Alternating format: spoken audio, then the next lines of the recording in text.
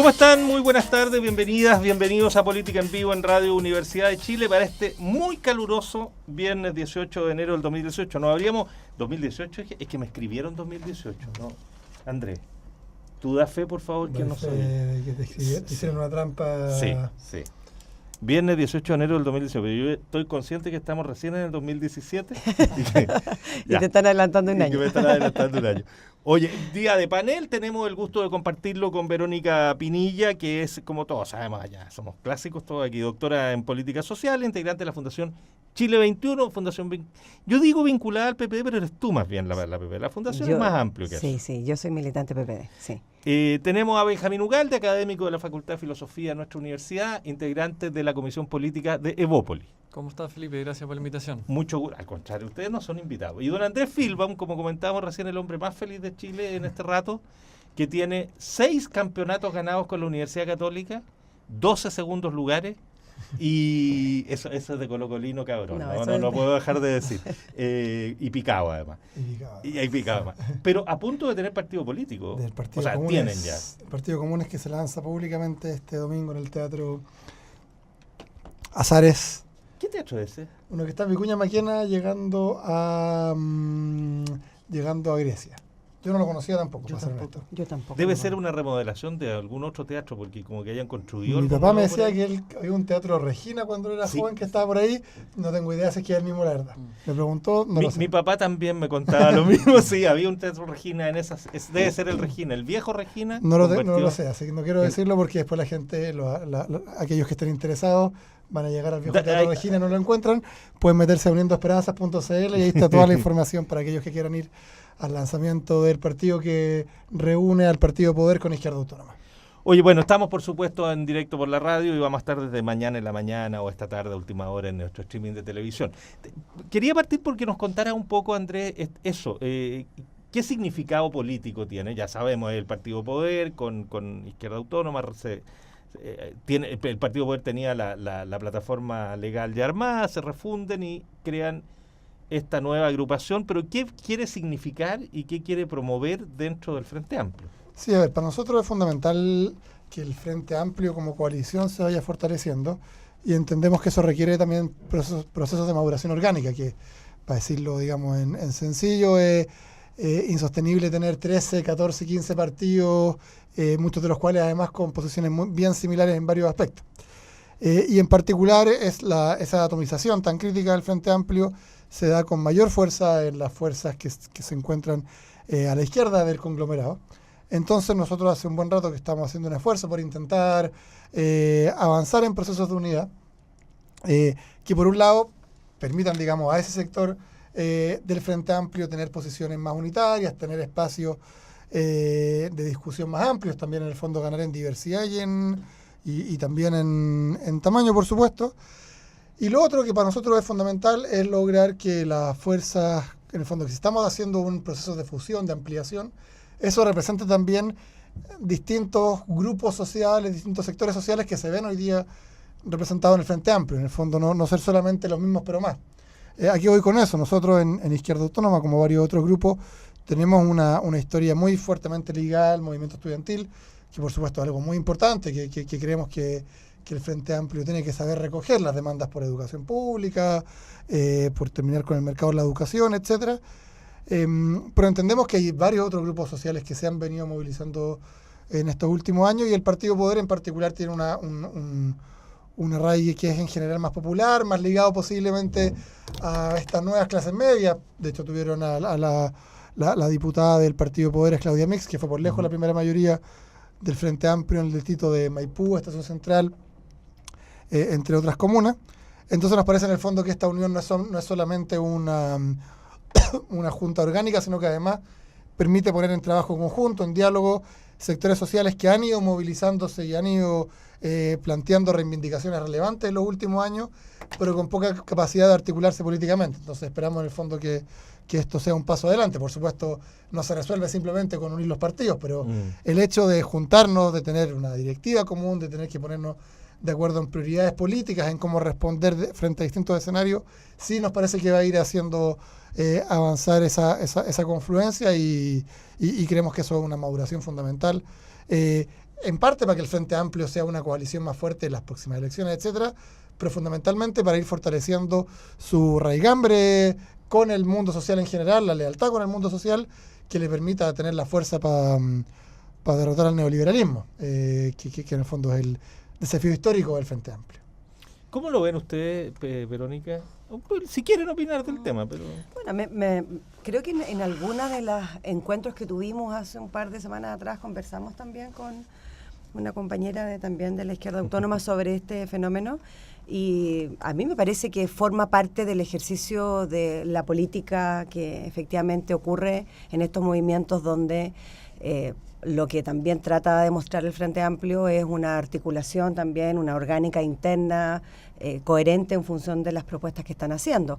A mí me daba la impresión, es feo hablar de otros partidos, digamos, pero me da la impresión que, con el respeto que me merece, también había una presencia muy fuerte respecto de un partido al interior del Frente Amplio, que era Revolución Democrática, en función del resto, que también son movimientos, partidos más pequeños, y yo creo que esta organización viene de alguna manera a intentar balancear un poco las posiciones internas.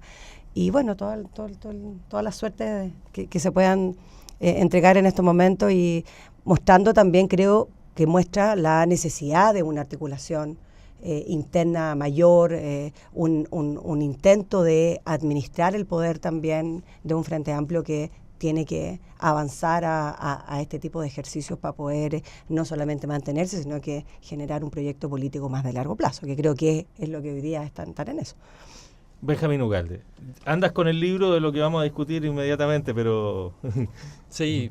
Eso me llama la atención que saliera Educación con patines, de Sí. Arturo Fontaine y Sergio Ursúa. Bueno, a lo mejor después podemos hablar un poquito de eso. Por supuesto que sí. Bueno, en relación al Frente Amplio y este nuevo partido, yo creo que en realidad lo interesante aquí es cómo se va a articular la izquierda en Chile, cómo se va a volver a rearticular la centroizquierda y la izquierda, ¿no? Cómo van a jugar ahí los pesos. En este minuto hay 2 oposiciones, o 3 o 4, en realidad ya no sé cuántas hay. Hay quiebres internos, ¿no?, de estos partidos. Ayer o antes de ayer salió algo, parece que ahora se volvieron a poner de acuerdo. Es una cosa bien un poquito caótica la oposición, la centroizquierda y la izquierda. Lo interesante es cómo van a jugar los contrapesos ahí de una centroizquierda socialdemócrata, ¿no es cierto?, y una izquierda un poco más que anhela una cosa un poquito más extrañamente anticuada, ¿no? Extrañamente, porque siendo la mayoría jóvenes, ¿no es cierto?, tienen ideas que son más antiguas, por decirlo así, que la propia socialdemocracia, que es un poco más moderna en términos, digamos, de apertura social, económica, a nivel incluso, qué sé yo, de relaciones con otros países, ¿no? De una visión del mundo más amplia en relación a, qué sé yo, por ejemplo, qué hacer a nivel de organizaciones como la ONU, organizaciones internacionales. Ya vemos que incluso, ¿no es cierto?, Michelle Bachelet está ocupando un puesto importante en la ONU, etcétera, ¿no? La socialdemocracia que tiene más conexiones con el mundo, digamos. Y frente a esta otra izquierda, que es una izquierda que aparece como joven, nueva, pero que en realidad es antigua en las ideas, ¿no? Entonces ese contrapeso, esa estrategia, y cómo se va a ir articulando la oposición y la izquierda en Chile, la centroizquierda, eso es para mí, yo creo, lo más interesante. Si lo que era la nueva mayoría, si la DC se va a rearticular nuevamente con la nueva mayoría, si el PC se va a quedar afuera, si se va a quedar adentro, si el Frente Amplio va a pactar o no con ellos. Toda esa cuestión yo la encuentro bien interesante y creo que puede ser decisiva para el futuro, digamos, de la política en Chile, ¿no? Y va a depender en gran medida también de eso que vaya a pasar en el futuro, ¿no? Así que yo miro con expectación, digamos, que cómo se van a articular estas fuerzas, ¿no? Yo creo que por ahí va el asunto más interesante. Andrés Figueroa, ¿anticuado? Sí, yo entiendo que entramos a discutir como el escenario general, Sí, pues que me obvio. parece súper interesante. Ahora, partir recordando que la única persona que yo he escuchado en Chile que dice que hay que salirse de la ONU es de la coalición Chile Vamos, digamos. Entonces, No, ¿quién es? Camila Flores, que dijo que los países serios estaban saliendo de la ONU. Una cuña bien, Pobrecito. que se hizo bien conocida, Tienes que digamos. cargar con Camila Flores. Yo quiero decir que he conversado mucho con Benjamín. No tiene la culpa de Camila Flores. No, pero uno decide- Él en particular, Digamos la que- Pero coalición uno, sí. uno decide en qué coalición está. ese es Ahí- el punto. Estamos de Y Lógico. a acuerdo. quién mantiene, y fue también Lógico. la coalición que dijo que el neochetismo Claro. era parte de la diversidad. Entonces, en el fondo, no sé, por lo menos para hablar de si es que la modernidad se mide por la presencia en esos organismos Claro. internacionales, que yo no sé si es que estaría de acuerdo. La única persona que ha dicho que hay que salirse de la ONU es de Chile Vamos. Eso es lo que quería establecer. Pero ahora sí, Y déjame por entrar otra, al- por otra parte podríamos decir quienes apoyan a Maduro, ¿no es cierto? Quienes ensalzan la figura de la dictadura cubana, etcétera, están en el Frente Amplio. Entonces es por lado y lado, digamos, pero yo no puedo responder por lo que dice una diputada, ¿no? Ya, bueno, ahora sí, entrando al debate más de fondo, yo creería que la pregunta fundamental en Chile es cómo uno construye fuerzas políticas que logren ir salvando este divorcio enorme y creciente que hay entre política y sociedad, y que se ve en cada elección, en cada encuesta, cada vez con mayor apatía, y donde los partidos políticos tradicionales, incluso los medios de prensa en su inmensa mayoría, parecieran no tomarlo en cuenta. Lo digo porque cada vez que aparece una encuesta dicen va ganando Kast con 13%, va ganando Beatriz Sánchez con 15%. La verdad es que tener 15% es tener poquísimo igual. O sea, lo único que dicen esas encuestas es que no hay ningún partido, ninguna candidatura, ni siquiera desde el Frente Amplio, digamos. Yo creo que o sea, nosotros no hemos sido capaces aún de salvar esa distancia. Lo que sí es que no tenemos tantas culpas que cargar de porque existe, por supuesto. Pero lo evidente es que cada encuesta y cada elección reflejan que esa distancia entre mundo político y el resto de la sociedad se va acrecentando. Y la pregunta es cómo uno logra construir fuerza política que revierta eso. Que no piensa solamente en cómo le va a ir mejor en las próximas elecciones, sino cómo uno logra construir una coalición, un partido político, una fuerza política en general, que logre pensar que en 10, 15, 20 años más tenga efectivamente una raigambre, un nivel de apoyo, un nivel de participación, de lealtades, que reviertan lo que hemos observado hasta ahora. Y en ese sentido yo creería que una receta que nosotros no vamos a repetir, y que yo ahí discreparía con Benjamín, ¿no? Es lo que yo creo que lo que ha hecho la mal llamada socialdemocracia chilena, que más que más socialdemocracia, el nombre que nosotros siempre le hemos puesto es un progresismo neoliberal. O sea, es difícil decir que alguien es socialdemócrata si es que inventa el CAE, si es que privatiza las autopistas, si es que privatiza el agua, si es que muchos de sus principales militantes pasan de los ministerios a las juntas directivas de la AFP, a las rectorías de las universidades privadas que lucran, etcétera. Digamos, no hay para qué sacar todo el prontuario de lo que hizo la concertación, porque ya es bastante conocido a estas alturas. Lo relevante es que es difícil decir que eso es socialdemocracia, digamos. O sea, lo que hicieron las socialdemocracias en Europa era exactamente lo contrario, ¿no? Era fortalecer la educación pública, fortalecer la salud pública, esta idea de estado de bienestar, que de hecho yo diría que incluso lo que ha propuesto el Frente Amplio, en general, al menos como medidas de corto plazo, son fundamentalmente medidas socialdemócratas. Yo creo que es difícil decir que el Frente Amplio es una coalición hiperradical por pedir que se aumente el presupuesto de la educación pública, por ejemplo, ¿cierto? Por pedir que los hospitales dejen de construirse con concesiones que salen más caras y el Estado puede hacerlo, digamos. O sea, es bastante lejos de una radicalidad. Son medidas, a mi juicio, de sentido común, y lo más importante, y con esto dejar también para que el resto hable, lo más importante son medidas que nos salen simplemente de nuestra imaginación o de un ideario construido en abstracto, sino que son medidas que surgen fundamentalmente de las principales demandas de las movilizaciones de las últimas décadas en Chile, de aquellos que han sido más golpeados por el sistema.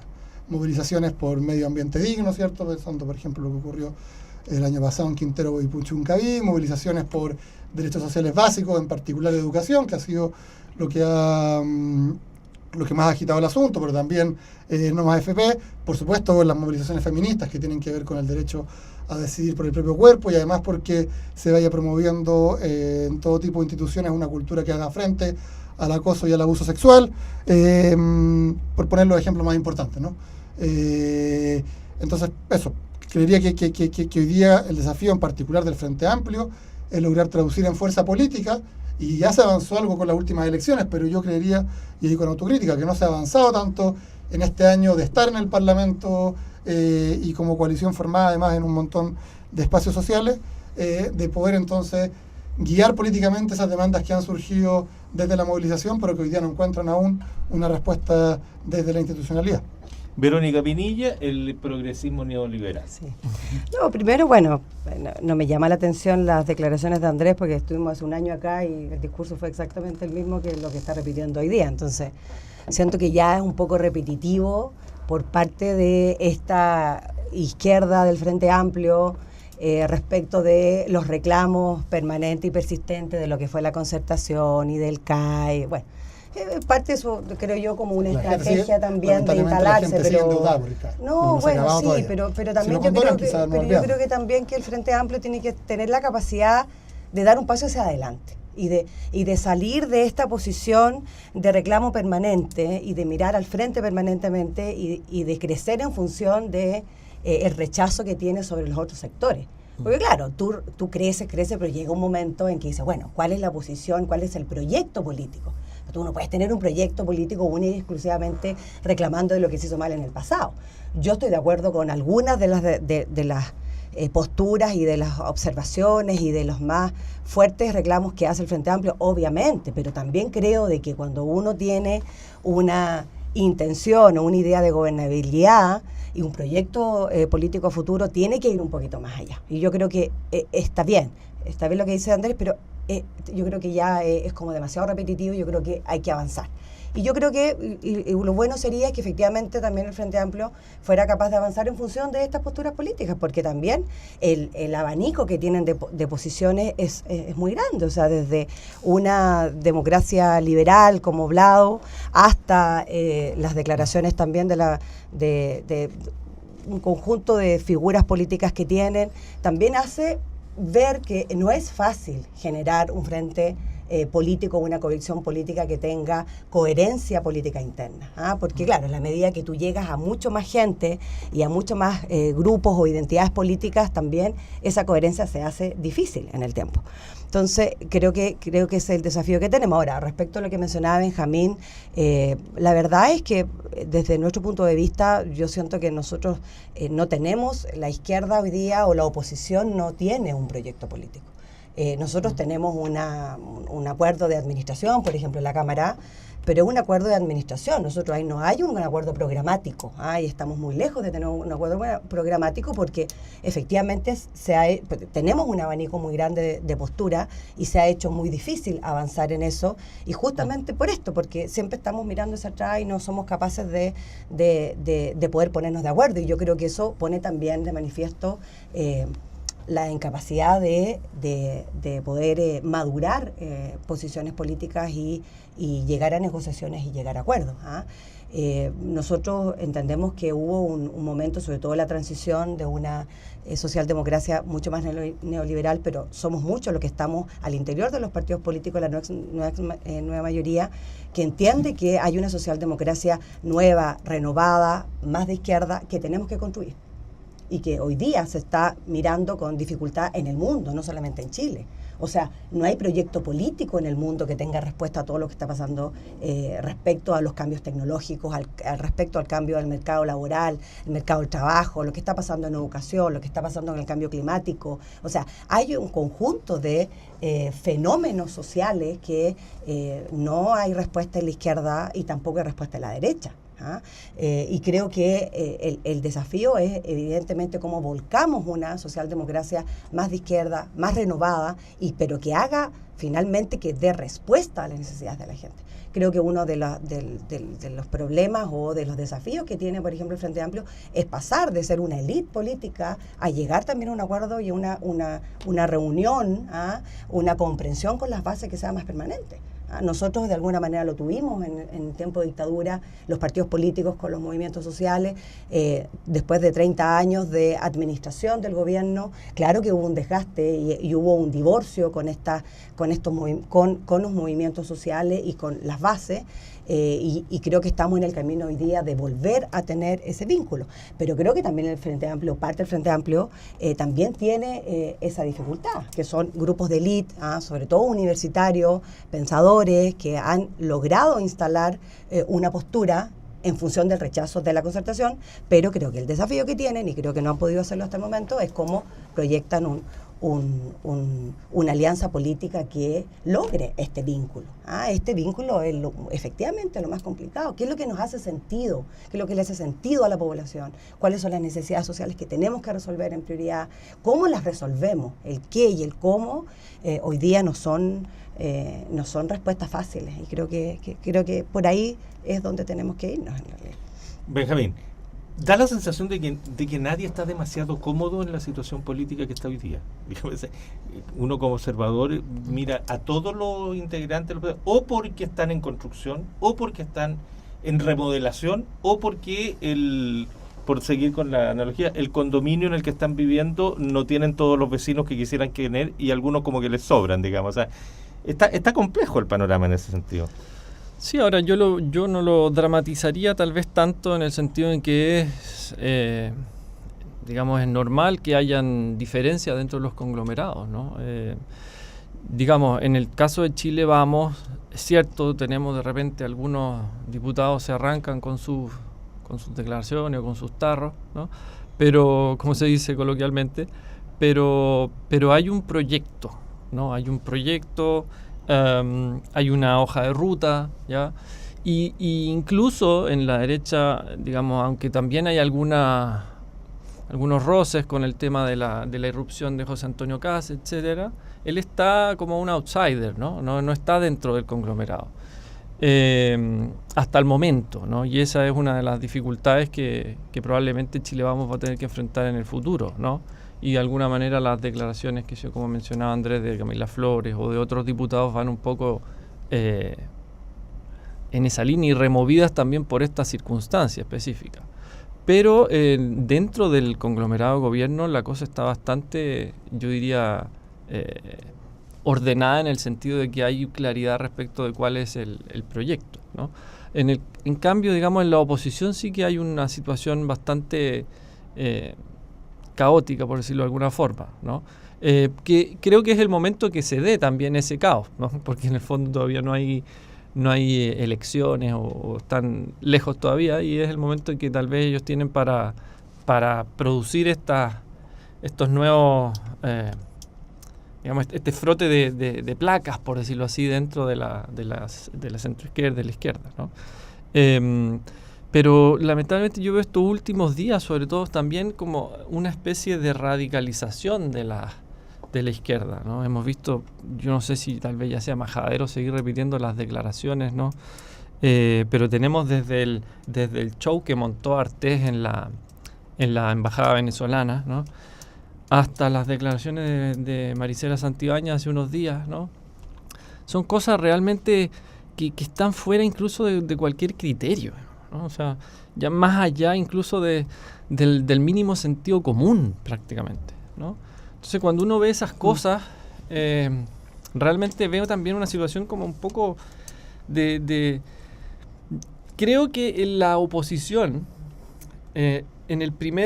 cuando el presidente Piñera fue electo en su primer periodo, le fue muy fácil la reunión, ¿no? Porque surgió el movimiento estudiantil, entonces todos se plegaron detrás de ese movimiento, incluso la nueva mayoría, cosa que a la larga le pasó la cuenta, porque en el fondo el plegarse en ese minuto ya les significó, claro, una reunión de las fuerzas opositoras, que fue bastante efectiva por lo demás, logró que Michelle Bachelet fuera electa nuevamente, pero les produjo un daño interno y produjo este cisma que es el que vemos hoy en día en la oposición.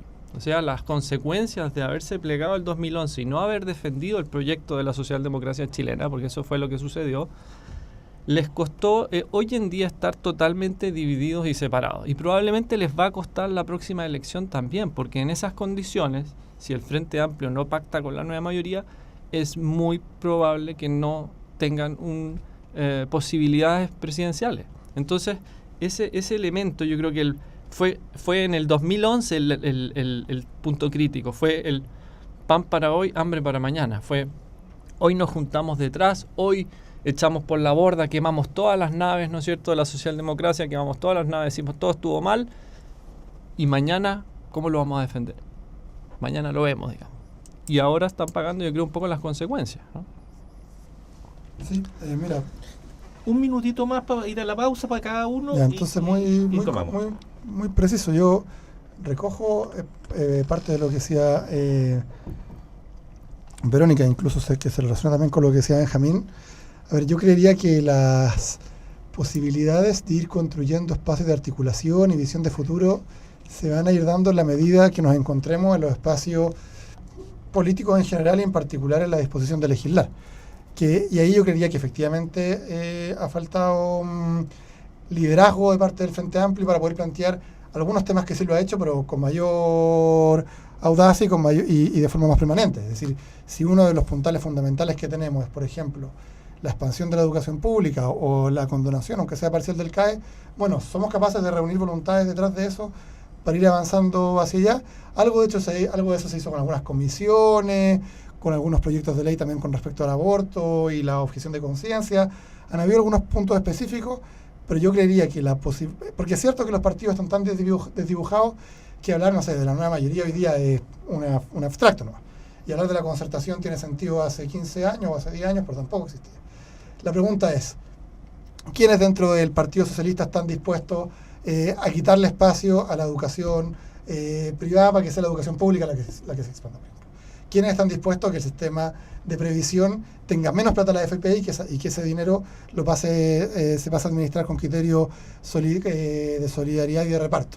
¿Quiénes dentro del PPD, quiénes dentro de la DC están en esa posición y quiénes están en la otra, digamos? O sea, ¿nos encontramos o no nos encontramos a la hora de legislar, a la hora de plantear proyectos, a la hora de movilizarnos también y a la hora también, por supuesto, de rechazar proyectos que sean regresivos de parte del gobierno? Y creo que este año eso sigue demasiado desdibujado. Creo que plantear alianzas solamente para que la derecha no gane no nos sirve, pero plantear alianzas solamente desde la identidad de que ellos son todos malos tampoco nos sirve. La pregunta fundamental es ¿hasta qué punto tenemos disposición a avanzar en un programa que sea radicalmente diferente del que hizo la propia concertación con algunos de sus miembros, digamos? Esa es la pregunta que hoy día no tenemos mayores claridades que las que teníamos hace un año tampoco. Verónica Pinilla. Yo creo que la discusión en parte es esa, pero más allá si nos encontramos con posiciones o no, yo creo que las posiciones se van construyendo políticamente y uno va construyendo mayoría, y creo que uno de los desafíos que tenemos como bloque progresista, obviamente con cara y con vista al siglo XXI, es cómo vamos construyendo ánimo de ser mayoría nuevamente. Yo creo que ahí hay un punto que no es un punto menor. El año pasado, y esto lo digo de manera muy personal, creo que hemos estado perdiendo el tiempo, haciendo acusaciones constitucionales, peleando por tonteras, por faltas de claridad política y por falta de madurez sobre cosas que deberíamos estarnos esforzando justamente en estos temas, justamente en cómo nosotros le damos más recursos a la educación pública, cómo instalamos la problemática de la calidad, que lo vamos a ver ahora en el segundo bloque, pero cómo finalmente logramos que a cada uno de los hogares en Chile llegue una mejor calidad de la educación primaria y secundaria. Ese es el objetivo. Ese es el objetivo que deberíamos nosotros unirnos en función de programas políticos que nos vuelvan a hacer sentido a todos nosotros. Y yo creo que en eso hemos estado perdiendo, se ve sobre todo en las discusiones legislativas, el año pasado ha sido una pérdida infinita de espacio, de recursos, de tiempo, de energía, y lamentablemente le hemos mostrado al país que en esto no se ha dado el ancho, no hemos sido capaces de poder generar y construir construir, ¿no es cierto?, algo diferente. Y yo creo que ahí requiere tiempo. O sea, yo también no estoy de acuerdo con llegar y unirse una oposición solo y exclusivamente por ni defender un legado, ni ser capaces de hoy día estar en contra de un gobierno, que por lo demás es un gobierno que también administra a todo un país, no a la mitad del país, a todos nosotros. Entonces, creo que también tenemos que tener ciertas capacidades y mirar la necesidad que en algunos momentos los gobiernos también necesitan tiempo y garantías y apoyo por parte de la oposición para avanzar en temas que son de nivel nacional o de interés nacional, y ahí creo que también no siempre hemos estado a la altura de las problemáticas. Benjamín Ugalde. Bueno, sí, yo creo que un poco ya lo has dicho, Patricia, ¿no? En la rearticulación de la fuerza, yo solamente, digamos, discreparía un poquito en el sentido de que ella dijo hace un rato hacer una socialdemocracia más de izquierda, creo que fue la expresión. Ahí yo no estaría tan seguro, ¿no? Un poco eso va en la línea de lo que plantea más bien a Andrés o el Frente Amplio, ¿no? La idea de que la socialdemocracia en Chile no era tal. Yo creo que ese es un error, ¿no? Si uno ve también la socialdemocracia en Europa, digamos, todas aceptan un sistema, no es que acepten, afirman un sistema económico de libre mercado, ¿no es cierto? Por supuesto que hay un estado de bienestar, ¿no? Mucho mayor que el que existe en Chile, ¿ya? Pero yo diría que la socialdemocracia en Chile, si bien sufrió un contratiempo importante, yo no sé si la solución de ella sea irse más a la izquierda, ¿ya? Además, hay que pensar, ¿no es cierto?, que la socialdemocracia en el mundo está en una crisis en general, no es solo en Chile, ¿no? En Europa, en Estados Unidos, qué sé yo, es una dificultad mayor, ¿no? Entonces es una cuestión más bien que tiene que ver también con una serie de elementos del surgimiento de figuras populistas, ¿ya? Del rebrote y ahora esta vez, ¿no es cierto?, de todos los sectores políticos, de derecha, de izquierda, ¿no? Todavía no conozco populistas de centro, sí, pero habría que buscarlo, a lo mejor de repente ser de centro y el pero frafra, claro. Ahora, de repente ser de centro es una expresión media populista, pero eso ya es otra cosa. Sí. Es una discusión distinta. Sí, la discusión sobre el centro es bien interesante, pero es otra discusión, ¿no? La discusión sobre el centro es bien interesante también, pero es otro tema. Pero el punto es que los populismos están surgiendo y tenemos populismos de izquierda y de derecha, ¿no? Entonces, esta vez eso afecta también las centros izquierda y las centro derechas, ¿no? Para también transparentar el asunto. O sea, son siempre los moderados en el fondo estamos sujetos a los piedrazos que nos pegan los extremos, ya, para ponerlo en términos coloquiales, ¿no? Y cómo llevar adelante esas dificultades políticas no es fácil. Yo creo que no hay recetas mágicas. O sea, incluso, y aquí hablando un poquito más del propio Chile Vamos, digamos, José Antonio Kast representa una dificultad también, ¿no? Ahora, ¿cómo lo vamos a resolver? Ese es el punto. Yo creo que Chile Vamos no lo tiene que resolver como lo resolvió la nueva mayoría, o la concertación, digamos, que es quemando sus naves y yéndose a ese sector, a ese extremo, ¿no?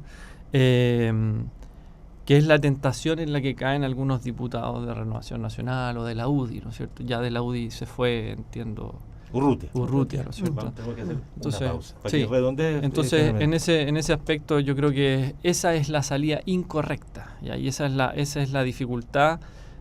Chile Vamos, la diferencia que tiene es que está en el gobierno y por lo tanto tenemos la posibilidad de unificar las fuerzas de la derecha.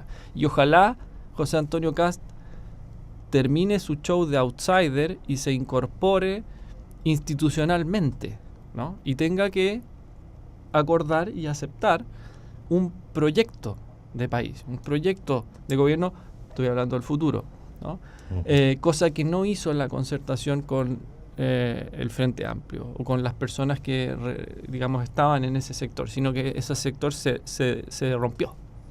Vamos a hacer una pausa y ya seguimos conversando con Verónica Pinilla, con Andrés Filbaum y con Benjamín Ugalde.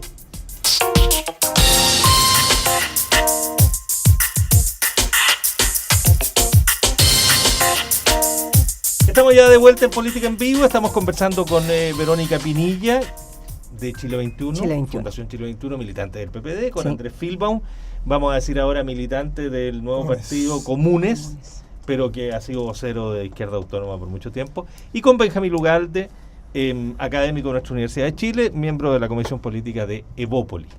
Oye, permítame introducir con un poquito de opinión un buen poquito de opinión el tema que ya sabemos que vamos a tocar, pero yo tengo la sensación de que fíjate qué raro, que esta ley se parece al Brexit, o este proyecto de ley de ¿cómo se llama? Aula justa. No, admisión justa. Admisión justa. Yo tengo metida la aula segura en la cabeza todavía como una cosa. Bueno, se parece al Brexit en el siguiente sentido. Yo tengo la impresión de que el Brexit fue impulsado para conseguir otro objetivo y no salirse de la Comunidad Europea, y terminaron en este drama en que están viviendo en el Reino Unido. Y yo tengo la convicción, aquí está la parte de la opinión, de que esta cuestión fue impulsada ahora y así para generar un cambio de agenda y modificar, claro, entre otras cosas, y modificar, digamos, el debate que estaba y el gobierno poder retomar agenda. Pero sin embargo, así como en el Brexit creó esta situación impensada, yo creo que esto creó una discusión mucho más de fondo y que hoy día se está dando, más que con el proyecto mismo, que puede ser, que es bastante más precario en ese sentido, con conceptos como ¿qué es mérito? ¿Hasta dónde se puede exigir mérito? Ha aparecido este libro que tú estás trayendo, que andas trayendo, sí, Benjamín, que es el libro de Fontaine y Ursúa, Educación Compatible, que yo lamento el título porque el libro es mucho más que ese título. Que es vendedor. Un juego de palabras, sí. Sí, pero evoca una forma de hacer los debates mucho más precarios, y el libro no es menor. Sí. Entonces parece que no es solamente recuperar agenda, sino que aquí hay una cosa más de fondo en términos de cuáles son los conceptos que están detrás, cuáles son los mecanismos, qué es el mérito finalmente, cómo enfrentar esta situación. Así que es un lindo debate. Lamentablemente ocupamos harto tiempo en el bloque anterior, así que tenemos como para una buena ronda para cada uno respecto a este tema. ¿Quién parte? Verónica Pinilla. Bueno, primero yo estoy de acuerdo contigo en que el lanzamiento de esta discusión sobre la selección o no selección en la educación tuvo que ver con intentar sacar al gobierno de alguna manera el problema que estaba ya arrastrándose varias semanas sobre la situación de Carabineros, el rol de Chadwick, el asesinato de Catrillanca y el rol que había estado teniendo el gobierno en resolver este gran conflicto político, que dicho sea de paso, efectivamente es un muy gran conflicto que ha sido muy difícil poder asumir. Entonces, en esa circunstancia, creo que trataron de llegar de alguna manera al gobierno a instalarse en una zona de confort, y esta era una buena zona de confort, creo, para el gobierno en esta disputa sobre la selección o no selección de la educación escolar pública. Pero efectivamente fue una discusión mucho más profunda, donde la evidencia nos mostraba que teníamos posiciones bastante encontradas sobre lo que entendíamos por selección y lo que entendíamos por mérito, y ahí nos ha llevado a nuevamente decir, bueno, en mi caso, ¿por qué el gobierno no ha sido capaz de poder esperar la implementación de esta reforma sobre la no selección a los establecimientos públicos? Son muy pocas regiones las que han estado trabajando en este tema. La evidencia ha mostrado que en la mayoría de los casos, en un gran porcentaje, las familias igual quedan en sus primeras selecciones o identificaciones o preferencias. Por lo tanto, no es que nos encontramos con una población que antes podía y elegía buenos lugares y hoy día no eligen absolutamente ningún tipo de educación, sino que muy por el contrario, y que por lo tanto vemos que en una situación, en una sociedad tan desigual como es la chilena, con tantas desigualdades, con tantas diferencias de clase, creemos nosotros que la selección venía a incrementar aún más esa desigualdad y que por lo tanto esta falta o este cambio a nosotros nos favorece nos ayuda como sociedad. Ahora, creo que el problema, y para ir rápido y para dejar aquí a los invitados, también que formen parte de esta discusión, aquí yo creo que también siento que nos perdemos un poco porque buscamos tanto de un lado o de otro cuál es la evidencia que nos permite reafirmar una posición. Y yo creo que va más allá de eso. Yo creo que es cuál es el proyecto social que quiere una cohesión política, qué queremos nosotros para Chile, cómo vemos Chile en el futuro, cómo nos gustaría que fuera la educación. Y en función de eso discutamos. Porque claro, la evidencia muestra por un lado y por otro que la selección en algunos países funciona, en otros países evidentemente no funciona. Creemos, nuestro punto de vista es que la selección aumenta las desigualdades, otros dicen que genera más competencia, bueno, etcétera. Pero creo que lo que no está visibilizado es por qué nosotros no queremos la selección en la educación pública. Y no queremos la selección porque no queremos que Chile siga siendo un país tan desigual como lo es hoy día. Y eso va a tener costos y beneficios, pero los asumimos, más allá de la evidencia. Y yo creo que en eso no hemos sido claros. Ahora, probablemente Fontaine y Ursúa muestran cuáles son los países que la selección funciona, donde la selección es competitiva, donde a los estudiantes les va mejor, pero también tenemos otros países donde la selección ha generado estragos no menores. Entonces, creo que ahí la discusión es más política.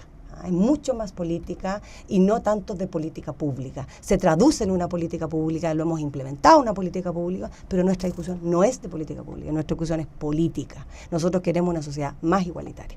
Y para eso creemos que sacar la selección de la educación, de los colegios, ha sido la solución y por lo menos esperemos que esto se implemente, avancemos en el tiempo, vamos a conversar con los padres y apoderados, evaluemos si esta política es efectiva, miremos los resultados en el mediano plazo y una vez que eso suceda, hagamos las modificaciones si es necesario hacerlo. Benjamín Ugalde.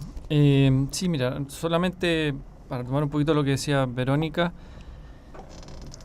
clarificar, la selección no es buena solo para el seleccionado. La selección es buena para el conjunto de todos los alumnos, porque cuando tú seleccionas, tú puedes focalizar la educación, ¿ya? Y hay estudios que demuestran, ¿no es cierto?, Arturo Fontaine y Sergio Ursúa en un libro de más de 300 páginas, ¿no es cierto?, Educación con patines, que la frase, ¿no es cierto?, es un juego de palabras con respecto a la frase, Nicolás está explicado por qué se le puso el título, está explicado en el texto, ¿no? Es un texto que contiene mucha evidencia, está toda la evidencia ahí de la OCDE, ¿no? Sobre todo, piensen ustedes que cerca del 40% de todos los alumnos que asisten a educación secundaria en la OCDE, el 40% es seleccionado. En Chile, 17,3%. Por lo tanto, el que haya habido mucha selección en Chile es falso. Menos de la mitad de la selección que hay en la OCDE. Los datos están en el libro, ¿no es cierto?, de Arturo Fontaine y Sergio Ursúa. Por lo tanto, la selección no es una cosa que genere desigualdad. Al contrario, la selección ayuda a focalizar la educación y ayuda a mejorar la calidad de la educación de manera rotunda, ¿no? Países como Singapur, por ejemplo, la selección es brutal, ¿ya? En Holanda también hay más de un 70% de alumnos son seleccionados, ¿ya? Incluso en países como estándares, ¿no es cierto?, de la educación pública como Francia, ¿ya?, en donde la educación privada en Francia creo que representa menos del 5% o algo así. En Francia los liceos de prestigio seleccionan también, ¿no? Los famosos liceos de París, el Henri IV, ¿no es cierto?, el Henri y el Louis le Grand, ¿no es cierto?, son liceos que seleccionan, ¿ya? Entonces, desmitificar el hecho de que la selección represente desigualdad, no la representa. El proyecto, ¿no es cierto?, del gobierno también incorpora muchas variables. Son la verdad, si me preguntan a mí, yo creo que el proyecto es muy moderado, es decir, establece unos cambios bastante sensatos, no introduce ningún gran cambio a lo que incluso ya venía. Yo pienso que deberían hacerse más cambios, ¿ya? Yo tengo un ideal un poquito más clásico, ¿no? A mí me gusta mucho el liberalismo clásico y los próceres del liberalismo. Estoy pensando, por ejemplo, en Wilhelm von Humboldt y John Stuart Mill, dos filósofos, un alemán, un inglés. Ellos piensan que el rol fundamental en la educación lo deben cumplir los padres. Es decir, los padres, de alguna manera, son los responsables de la educación de sus hijos, ¿ya? Y la educación es la transmisión, ¿no es cierto?, de una serie de elementos de diversidad social que permiten el florecimiento de un país, de una nación, de una cultura. Por lo tanto, en la educación privada y en la educación que se da entre padres, ¿no es cierto?, de los padres hacia los hijos, y en los proyectos educativos que se acuerden entre las comunidades, ¿no es cierto?, etcétera, lo que hay graficada es una diversidad, es un enriquecimiento de la sociedad. Y los liberales clásicos veían en la educación estatal un peligro porque lo que genera es la homogeneización de la sociedad, ¿no? Ese peligro de hacer homogénea, que es el peligro que después descartó Dewey, ¿no es cierto?, filósofo norteamericano, John Dewey. y se planteó, ¿no es cierto?, de que la escuela era como el lugar de encuentro público. Entonces se le dio todo un rol público, pero en realidad el rol público lo cumplen las instituciones también privadas. Entonces toda esta lógica de oponer lo público a lo privado es una lógica que ya está en el pasado. O sea, los países, Singapur, qué sé yo, Holanda en particular, Bélgica, tienen mucha educación privada, y ya todo el mundo sabe que lo que tiene que haber es una articulación, que la educación estatal es fundamental también para poder suplir de educación, ¿no es cierto?, a aquellos niños, jóvenes que no tienen la posibilidad, cuyos padres no tienen la posibilidad de darle una educación de calidad. El Estado tiene que de alguna manera asumir y brindarla, pero eso no puede ser a costa de ponernos en choque con la educación privada o con los proyectos educativos de ciertas comunidades que ciertas comunidades definen autónomamente. Entonces yo creo que el proyecto del gobierno viene a rescatar esa inspiración yo quisiera tal vez incluso un poco más liberal clásica, ¿no? Me estoy refiriendo a autores del siglo XVIII y XIX, 1792 es el texto famoso de Humboldt sobre los límites de la acción del Estado en educación, etcétera, y el de Miles de 1850. O sea, son ideales clásicos que de alguna manera se han perdido porque ciertos movimientos, vamos a decirlo así, progresistas, han hecho instalar la idea de que solamente en lo público puede darse lo bueno o lo correcto, como si fuese el lugar en donde no hay dificultades y entonces ahí todos se juntan y todos somos digamos más felices o no sé qué, pero es todo lo contrario, ¿no? En realidad es todo lo contrario, es en la diversidad del mundo público-privado en donde se da esa riqueza, ¿no? Eso es lo que rescata el texto de Fontaine y Ursúa. Andrés Filbaum. Yo quisiera, retomando un poco como introducía el tema Felipe, pero quizás extendiéndolo un poco. Sin duda que el gobierno lanza este tema para intentar cambiar la discusión, el eje de discusión, pero me parece que lo terrible de cómo está la discusión el día de hoy es que ni siquiera nos permite hablar de educación.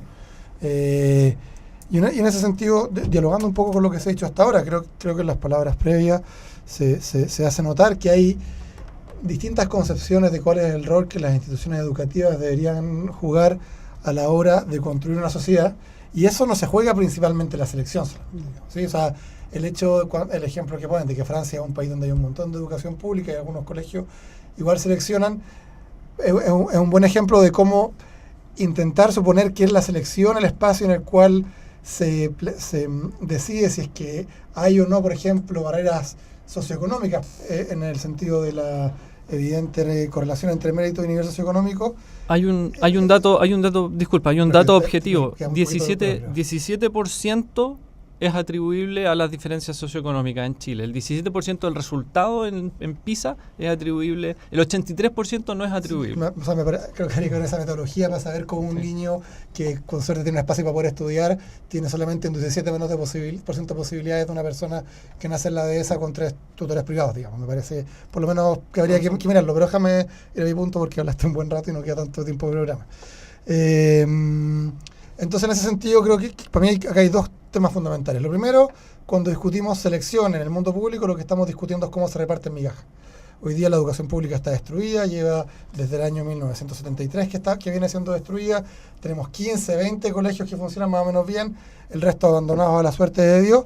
Y finalmente lo que estamos discutiendo es cómo esos 15 o 20 colegios pueden o no pueden seleccionar. En vez de discutir cómo logramos que la educación pública en su conjunto funcione de manera masiva, excelente, vuelva a ser la educación pública, esta es una cuña que ha salido harto, me parece que es buena, cómo vuelve a ser la educación pública que nos dio 2 premios Nobel. En vez de discutir eso, que hoy día, en lugar del rol que juega hoy día, que básicamente, lo decía muy literalmente Benjamín, de educar solamente a aquellos que no tienen la posibilidad de ir a otro lado, el punto como de rescate. ¿Cómo logramos mejorar la educación pública como un todo? ¿Cómo logramos revertir en términos de financiamiento, en términos de dignidad laboral de los docentes, en términos de cantidad de alumnos por sala, en términos de diversidad del alumnado que asiste? Un montón de puntos que quedan fuera del debate cuando se discute solamente esa selección. Y en segundo lugar, que hoy día la selección por lejos más brutal y más importante que hay en Chile es la selección que hace el arancel que cobran los colegios privados. Hoy día la principal segregación es cómo hay una elite, de que será el 5, el 1, el 7%, como uno quiera ponerle, que puede mandar a su hijo a un colegio privado, el resto no puede, porque los aranceles son 100.000 pesos, creo que hoy día deben ser mucho más, probablemente 200, 300.000 pesos. Entonces la mayor parte de la gente simplemente no puede acceder ahí. Y ese filtro es mucho más importante que cualquier filtro de selección que pueda hacer la educación pública, y es el filtro que realmente separa a Chile en dos: las personas que son muy privilegiadas con el resto.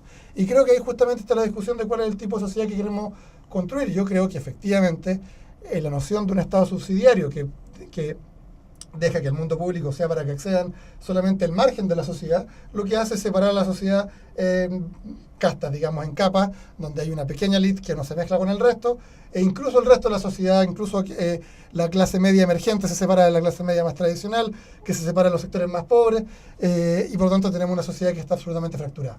Y en ese sentido, para que termine, porque lamentablemente me están cortando ya. Los establecimientos educativos no son solamente, y estas discusiones no son solamente cómo hacemos que nos vaya mejor en el CIMSE o en las pruebas PISA, son cómo construimos una sociedad más justa, más diversa, más mezclada, y creo que el debate que se está dando sobre la selección lamentablemente tiene muy poco que ver con todos sus objetivos. Quiero agradecerle a Verónica Pinilla, Andrés Filbaum, Benjamín Ugalde. Esta conversación queda para mucho rato. Sí. No se ha discutido de esto, fíjate, con todo lo que se ha hablado de educación, le habíamos andado rondando, pero el tema de fondo yo creo que surge sin quererlo por esta ley. Pero en fin, muchas gracias a todo el equipo que hace posible que este programa esté tanto a través de la radio como en el streaming de televisión. Gracias por la invitación. Buen fin de semana. Mañana también y el domingo también va a ser mucho calor, así que cuídense. Muchas gracias, buenas tardes.